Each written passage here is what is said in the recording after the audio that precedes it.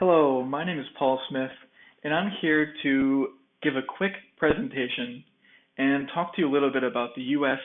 Peace Corps and some of the experiences that I had and maybe some of the experiences that you in the audience have had as well. So our presentation will be about 7 to 10 minutes, really quick, to the point.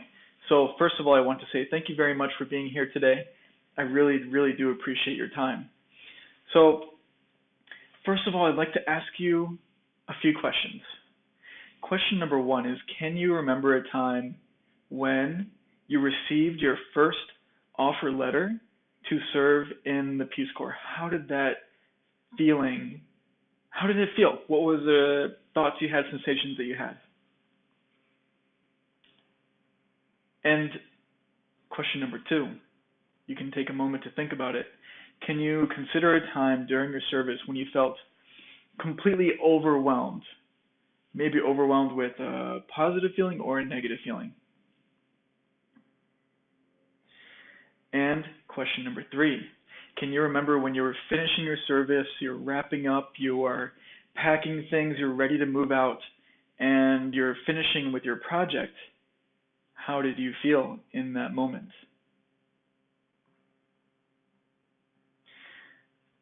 So thank you for considering a few of these questions for yourself. And now I'll give you some of my feelings and a few of my stories so that you can understand me a bit better, get to know me a bit better. And I think that this will be really good for understanding each other and building our relationships and building our community here together. So thinking about the invitation, the first invitation letter that I received from the Peace Corps, and being told that I was accepted to join in the program. You know, honestly, I cried. I cried. I was so full of emotion and full of feelings like excitement along with anxiety and also passion and compassion, wanting to help people and wanting to step forward and be courageous and accept this offer to help people around the world. So, gosh, that's a feeling I will never forget, and it's something that stays with me forever. I'm considering another time when I was in my service and working on these projects in international development. And it was not always easy. There were many challenges. Many times I felt so frustrated and overwhelmed, just as you in the audience have in your own time during your projects. You've probably felt this feeling of having so much to do and feeling overwhelmed. So I can remember a time when I was at the project site. We're working on developing the school, and we're building a water tower, installing plumbing, and helping to provide clean water to this rural countryside high school where they did not previously have clean water and they did not have running water. So they had many challenges.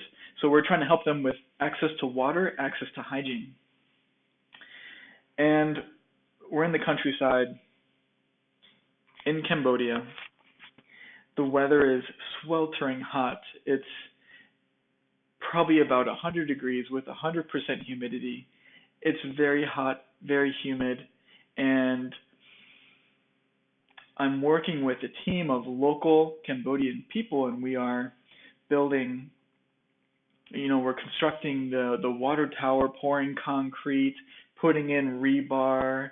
We are carrying bricks and stones, and also managing this project with the design, the draft, and the budget, and these types of management things as well. So physical labor and also the management of trying to keep everything organized.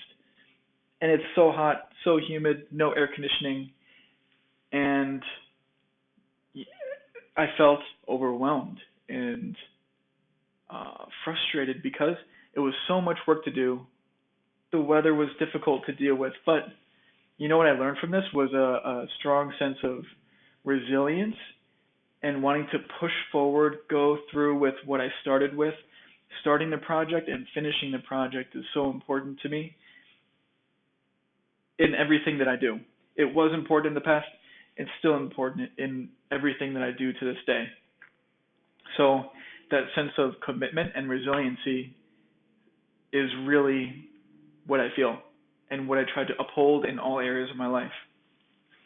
And I'm sure that all you do too. Number 3,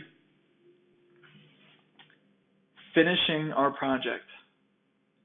When we are complete with the project and I'm in my house, I'm packing up all my materials, my clothes, all of my things.